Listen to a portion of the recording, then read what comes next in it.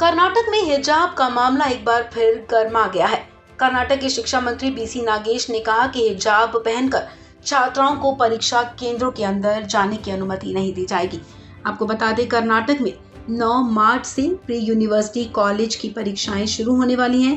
ऐसे में परीक्षा से पहले ही शिक्षा मंत्री बीसी नागेश ने ये बड़ा आदेश दिया है।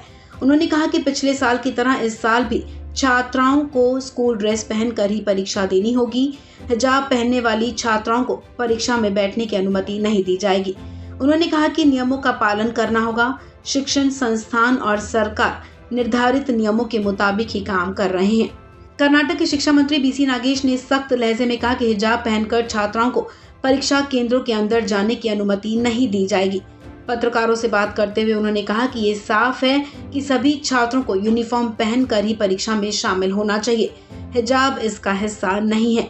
उन्होंने कहा कि जो लोग हिजाब पहनकर परीक्षा देना चाहते हैं, उन्हें परीक्षा हॉल में जाने की अनुमति नहीं दी जाएगी। वहीं मंत्री नागेश ने दावा किया कि हिजाब प्रतिबंध के बाद परीक्षा में बैठने वाले मुस्लिम छात्राओं की संख्या में सुधार हुआ है। हालांकि उन्होंने अपने दावे को साबित करने के लिए कोई सटीक संख्या नहीं बताई। उन्होंने दावा किया कि हिजाब पर प्रतिबंध के बाद ज्यादा मुस्लिम बहनें परीक्षा में शामिल हुई और अब ज्यादा मुस्लिम छात्राओं का नामांकन हुआ है। उन्होंने कहा कि हमारे आंकड़े बताते हैं कि हिजाब की समस्या के बाद परीक्षा देने वाली छात्राओं की संख्या और उनके नामांकन अनुपात में वृद्धि हुई है।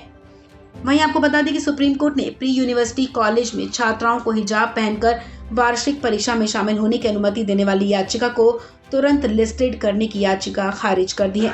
भारत के मुख्य न्यायाधीश DY चंद्रचूड़ के नेतृत्व वाली पीठ ने कहा कि एक नई बेंच बनाई जाएगी। इस मामले में एक वकील ने इस आधार पर याचिका की तत्काल सुनवाई की मांग की थी कि छात्राओं का एक और शैक्षणिक वर्ष खत्म होने के कगार पर है, क्योंकि 9 मार्च से उन सरकारी स्कूलों में PUC की परीक्षाएं शुरू होने वाली हैं जहां हिजाब की अनुमति नहीं है।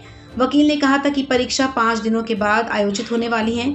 उन्होंने कहा कि उनका एक साल बर्बाद हो चुका है, उनका ये साल भी बर्बाद हो जाएगा। जब पीठ ने कहा कि छुट्टियां शुरू होने से एक दिन पहले मामले का उल्लेख किया, तो वकील ने कहा कि पहले भी 2 बार मामले का जिक्र किया जा चुका है। इसके बाद सुप्रीम कोर्ट ने तारीख तय किए बिना कहा कि होली के बाद एक बेंच का गठन किया जाएगा।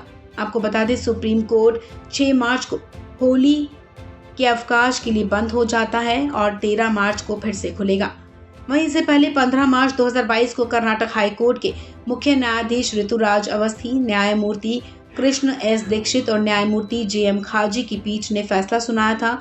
129 पन्नों के फैसले में कहा गया था कि हिजाब एक जरूरी धार्मिक प्रथा नहीं है। इसके बाद कर्नाटक के प्री यूनिवर्सिटी कॉलेजों में हिजाब पर प्रतिबंध लगा दिया गया था। इस खबर में फिलहाल इतना ही। तमाम अपडेट्स के लिए आप बने रहें वन इंडिया हिंदी के साथ।